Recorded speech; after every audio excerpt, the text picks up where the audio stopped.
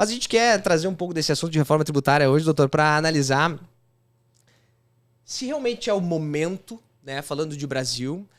Queremos analisar uma coisa mais abrangente também da reforma, se é o melhor caminho, né, de mudanças para o Brasil nesse momento.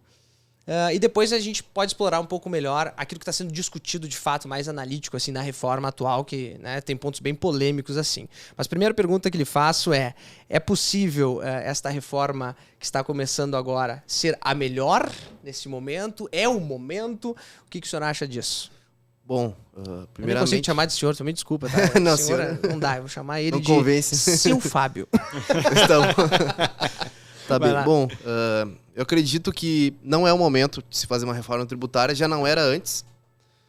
Assim, pelo menos não nos moldes que estão sendo propostos. Por quê? Porque a gente está no meio de uma pandemia recém melhorando a situação, a gente não sabe como é que vai ficar o ano que vem, daqui a pouco surge uma mutação no vírus e fecha tudo de novo.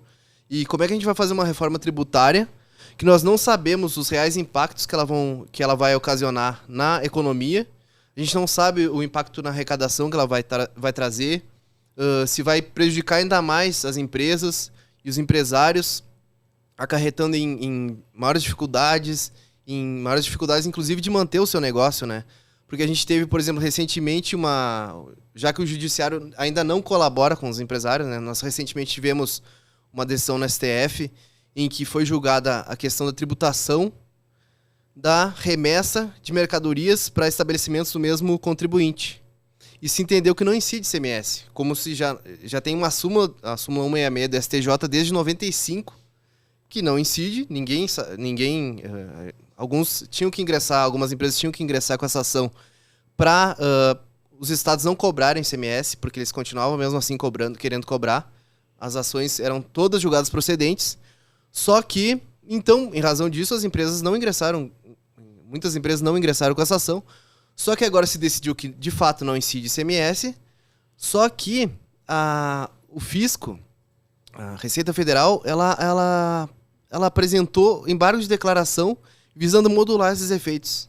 Ela quer que o Supremo diga assim, tá, de fato não incide ICMS, mas só a partir de 2022, e só para quem ingressou com a ação até a data de julgamento, que foi em maio. Ou seja, quem não ingressou vai ter que pagar. E um cliente meu me ligou ontem desesperado, porque se ele tiver que pagar, ele vai quebrar, simplesmente. Vai ser... A empresa fatura o quê? 100 e poucos milhões por ano.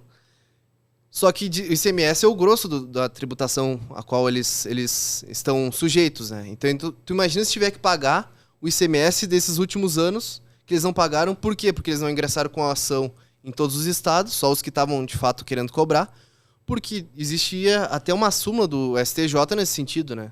Então, já não basta o judiciário não colaborar com a segurança jurídica, trazer uma segurança jurídica enorme, ao ponto de, por exemplo, a gente sabe que os ministros têm vários assessores, e inclusive vários são amigos meus, muito competentes, mas um grande problema é que todos os assessores tributários do STF, por exemplo, são provenientes do fisco. São todos procuradores de Estado, procurador da Fazenda Nacional. Então, qual a tendência que vocês acham que vai ocorrer nos julgamentos tributários no STF? Uma tendência pró-fisco. Uhum. E muitas vezes esses procuradores, eles têm muito conhecimento, eles são muito bons. Eu tenho vários amigos que são assessores de ministros. Então, o poder de convencimento deles, inclusive para ser um julgamento pró-fisco, é muito grande.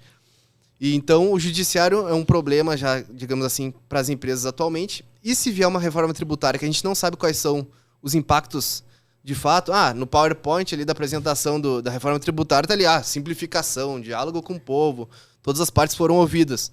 Mas na verdade isso ali tá só no PowerPoint, porque uma das reformas que está sendo a mais, digamos assim, uma que está mais em voga atualmente, visa-se mudar diversos dispositivos na Constituição. Eles querem inserir 100 e poucos novos dispositivos na Constituição.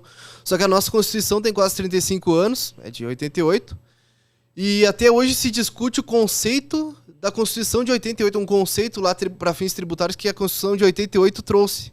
Agora, tu imagina se inserir na Constituição 100 e poucos novos dispositivos, que de simplificação e de menos complexo não vai ter nada, né? Porque imagina cada conceito novo que vão trazer ali, que vão ter que discutir se é aquilo mesmo, o que significa, o que não significa, se incide determinado tributo, se não incide.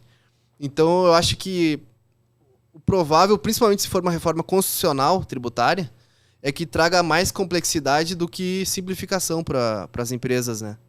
Sim.